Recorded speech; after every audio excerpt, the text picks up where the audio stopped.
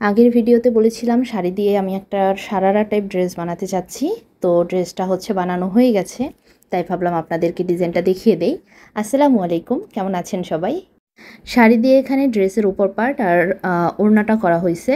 আর এছাড়া 3.5 গজ কাপড় কেনা হয়েছে সালোয়ারের জন্য। সালোয়ারের জন্য এখানে আমি সিল্কের কাপড় নিয়েছি। তো সালোয়ারটাতে হচ্ছে লেস ওয়ার্ক করে দিয়েছি।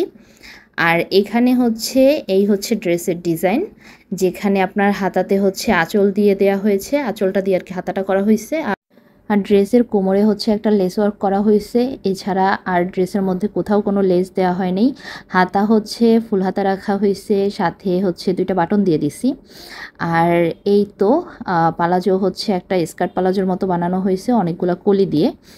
আর এই পুরো ড্রেসটা বানানোতে আমার খরচ পড়ছে হচ্ছে, শাড়ি যেহেতু আমার পুরনো শাড়ি আমি ওটার দাম ধরি নাই। এছাড়া হচ্ছে আমার পালাজোতে হচ্ছে 3.5 গজের মতো কাপড় রাখছে, যেটা হচ্ছে 200 টাকা করে গজ।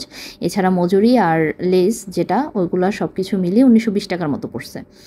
তো আপনাদের কাছে আমার এই শাড়ি দিয়ে বানানো সারারা টাইপ ড্রেসটা কেমন লাগছে আমাকে জানাবেন। আমার কাছে তো বেশ ভালো লাগতেছে, আর বেশি ভালো লাগতেছে কারণ এখন আমার এই ড্রেসটা পরা হবে, যেটা হচ্ছে শাড়ি হিসেবে পরেই ছিল আমার আলমারিতে, পরা হচ্ছিল না।